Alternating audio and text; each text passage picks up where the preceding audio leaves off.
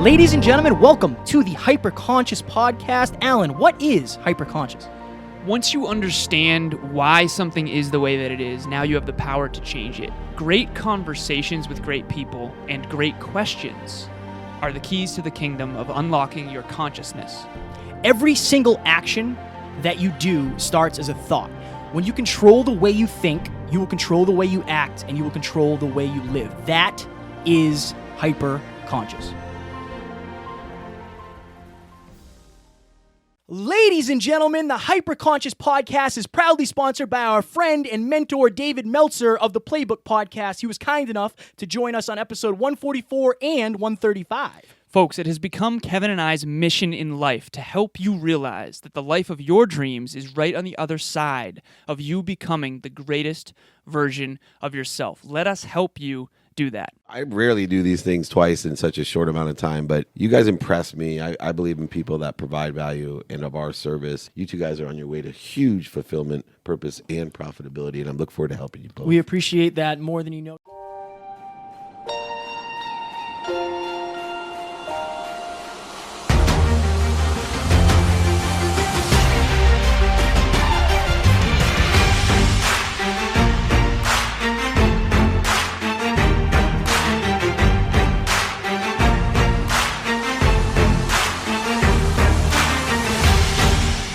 Ladies and gentlemen, welcome back to another very special, as always, episode of the Hyperconscious Podcast. We hope you enjoyed our latest 5-minute clinic where Alan and I sat down and talked all about fear. Today, we are going to do a small talks episode on the word trust. So first I'm going to define trust, but before we dive into, that's a word that you came up with? I think so. Yeah. Yeah. Because you're big on the relationships. I remember. Some would say. I'm going to start with a quick story. I remember you and I did an episode in the basement of this house.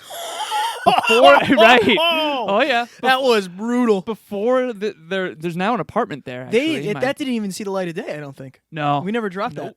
It was on intimate relationships, and I remember you asking me very specifically, "What do you think is the number one most important thing in an intimate relationship?" And I said trust.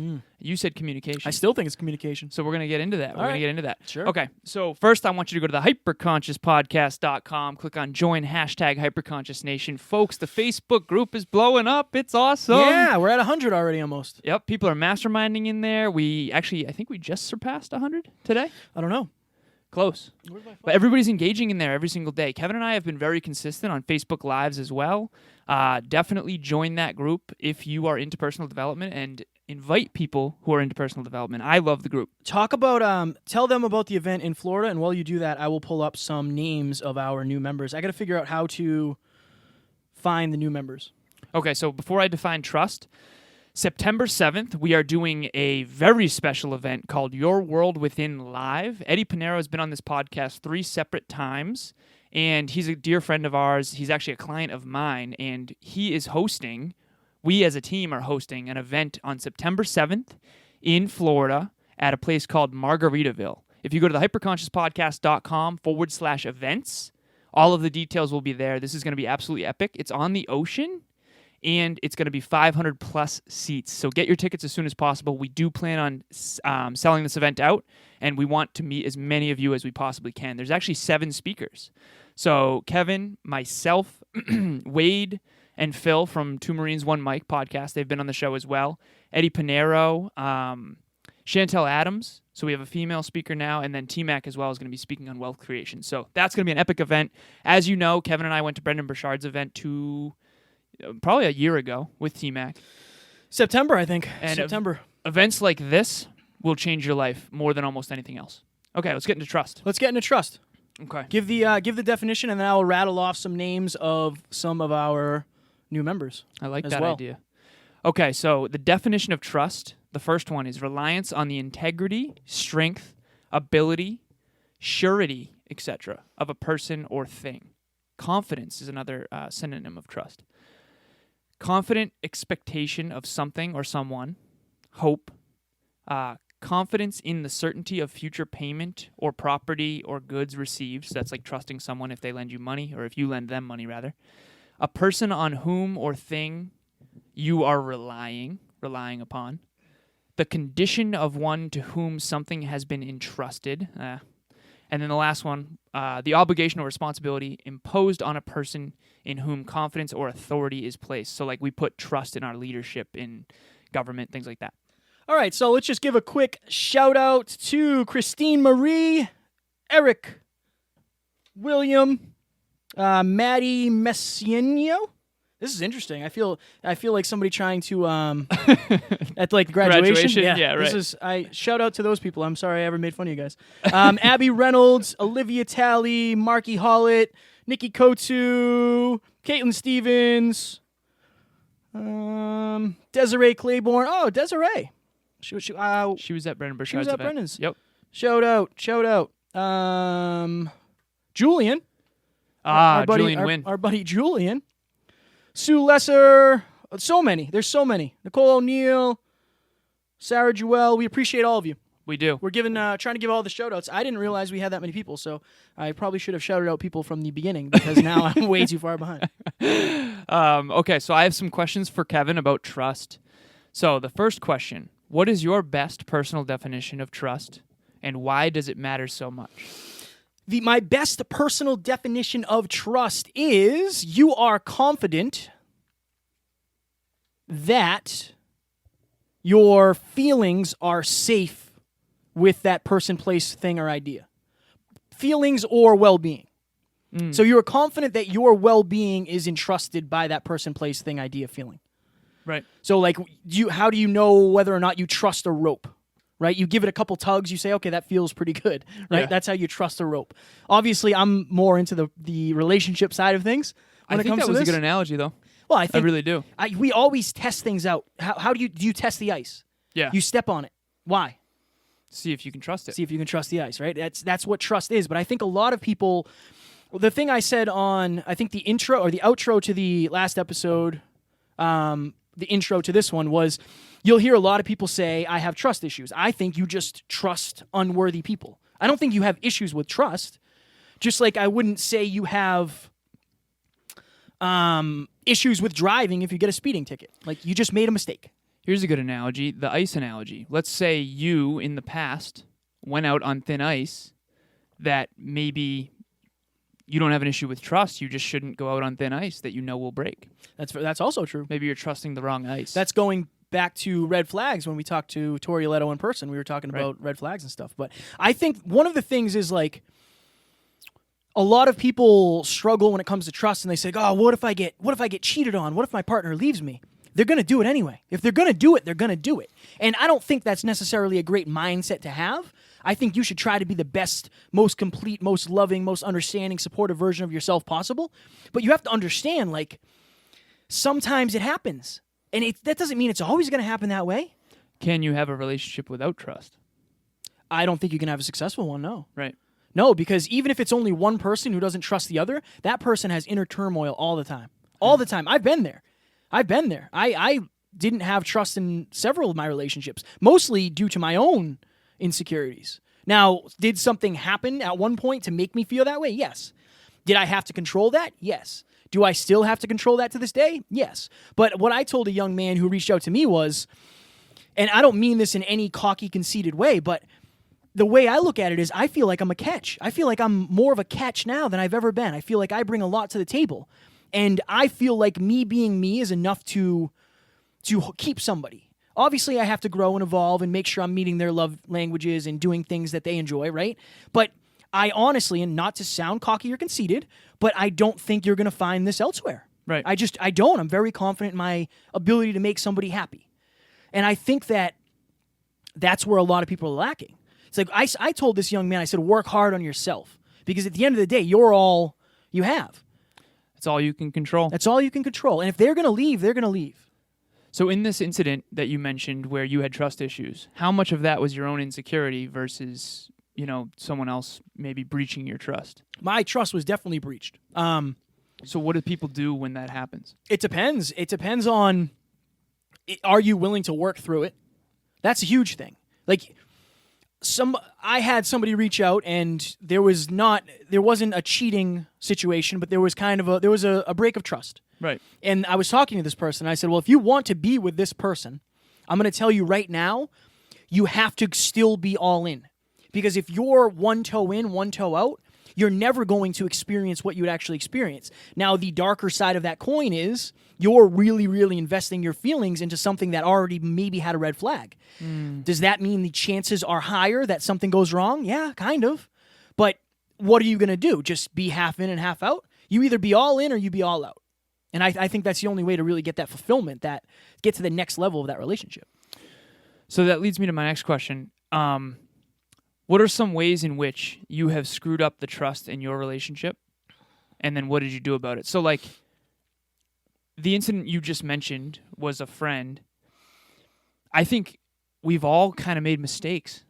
And I think a lot of us lie unintentionally just to avoid a problem when the truth would have worked just as well. Maybe maybe someone would have thought it was more than it was or something. So I think a lot of people have been here. What do people do when they've breached trust? Like, how can they hold themselves accountable and, like, really make their partner feel comforted? So for me, I've never really experienced that. I feel like I've always been very trustworthy because I'm very honest. And if I'm with you, I want to be with you. If I'm with you for a reason, right? Yeah. I've said before, I had many opportunities to cheat when I was out on the road. Right. You know, going from bar to bar in New Jersey, nobody would have known. It's not me. It's not who I am. But if you're on the side of that, or if you're dealing with that right now, if you're the person who broke the other person's trust, you have to be unbelievably open. And you have to understand that that person has scars now. They're dealing with this pain now. They're dealing with these questions of, okay, you know, when he or she says they're at this place, are they really at this place, or are they lying to me?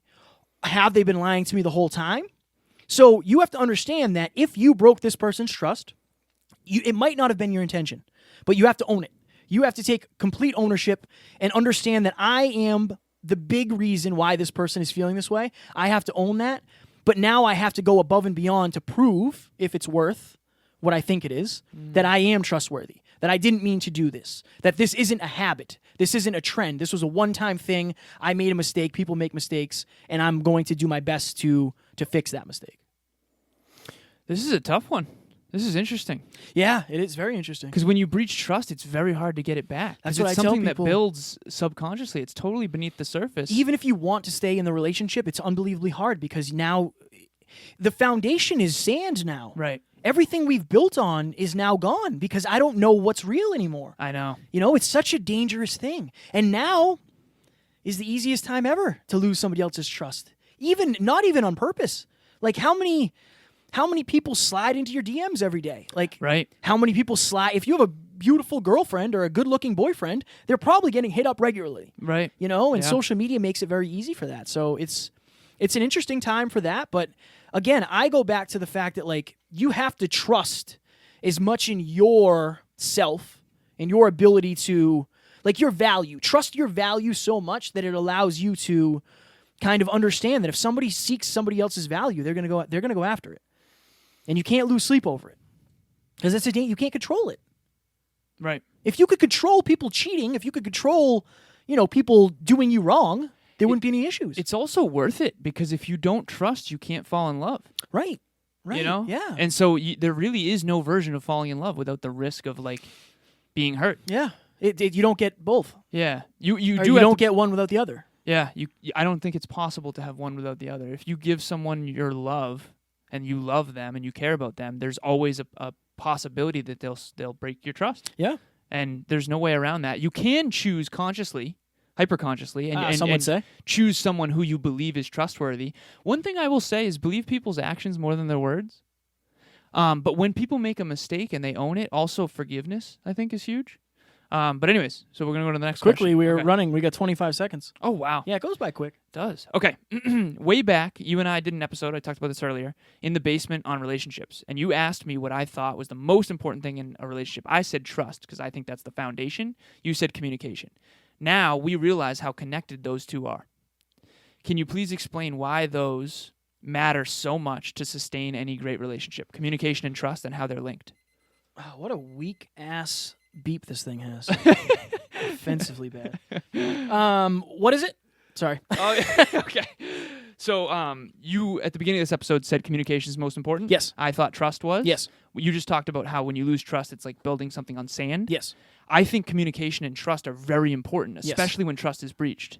How are they connected, and like how do you frame that? So I think the only way you know you are having congruent communication is if there is trust.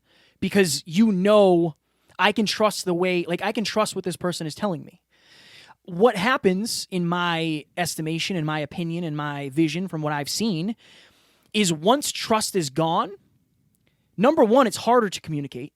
Yeah. Because you don't know, is it even worth me communicating this hard talk right now? You broke my heart. Like, you broke my heart by breaking my trust. Am I going to now have a tough conversation with you? There's going to be resentment there for a little while. And I think when that resentment happens, that communication is naturally going to fray. Right. And that's why you have to be unbelievably hyper-conscious and understand you are going to have insecurities pop up that you might never have had before. You may never have experienced these insecurities. They're going to pop up, and you're going to say, like, is she or is he out with friends really? Or is he or she out with another person? Why isn't he or she answering their phone right now? And then the problem is they could communicate that to you. Alan, I told you I was with my friends. I told you I was going to the movies with my friend on Thursday.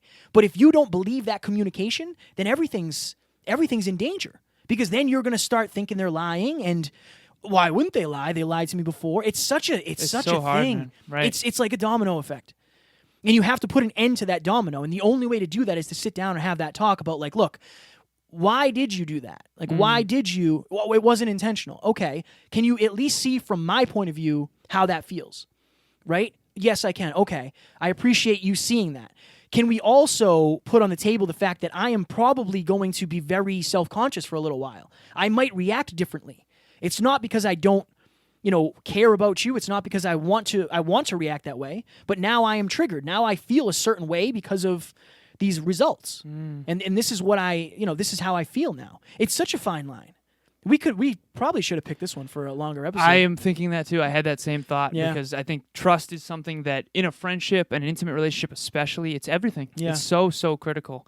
And how it's almost like communication and effective communication is the way you maintain trust. Because a lot of things go unsaid and then people think there's something they're not. So, for example, if you were out with friends and you ended up running into an ex-girlfriend, and then your partner thought more of that than it really was. Right. Like, they're super tied. I think how much trust you build is going to be predicated on how good you are at communicating circumstances, because I think circumstances a lot of times end up getting really messy.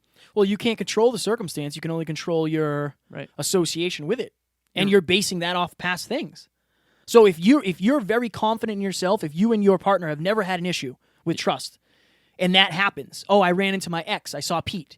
You might say, Pete, how's he doing? Yeah. Right? But if you've been hurt, if you have those trust issues, you might say, why were you with Pete? Like, did you guys plan to meet up? And if you're insecure, you're going to be like, is Pete... Like, what does that mean? Would you prefer Pete? It's all connected. It's all connected. Okay. Well, so if you guys like this, again, Alan and I picked these topics and we think like, okay, we're going to hammer this out. We'll be able to do this in a quick episode. But trust really is a lot deeper than I think both Alan and I expected. So if you like this episode, if you want us to do like a full scratching the surface episode on it, we can definitely do that. But we are going to wrap it up. We got to do it. We got to do it, even though I'm enjoying this very much. If you like trust, reach out. Let us know, because I think we'll go deeper on this. Yeah, we can definitely Trust round 2. Trust round 2. Ladies and gentlemen, we hope you enjoyed this episode. It went by unbelievably fast, as it always does. Up next, we are going to do a Scratching the Surface episode on momentum. I think Alan and I have a lot of momentum right now. Hyperconscious Nation is growing, and we're doing speeches, and we're doing coaching, and we're going to be traveling, and we have a lot of people like reaching out to us. It's a whole thing. I feel like we have a lot of momentum. We're going to talk about our momentum, but also how you can use, grow, and leverage momentum in your life as well. It's Newton's first law. Everything at rest will stay at rest unless acted on by an outside force. Everything in motion will remain in motion unless acted on by an outside force. So we want to keep you in motion towards your goals and dreams. Do not miss that episode. Ladies and gentlemen, we hope you enjoyed this episode, and we will talk to you on Wednesday. Talk to you soon. I meant Friday. Bye. Ladies and gentlemen, thank you so very much for listening to another episode of the Hyper Conscious Podcast. Going hyper-conscious will absolutely change your life, because if you understand why something is the way it is, now you have the power to change it. If you going hyper-conscious with us has changed your life in any way, please share this episode with one of your friends, because the more people that go hyper-conscious, the better this world's going to be for everybody. And if you would kindly leave us a 5-star review on iTunes, that would help us make more people hyper-conscious, and we would be greatly appreciative. Thank you. Bye.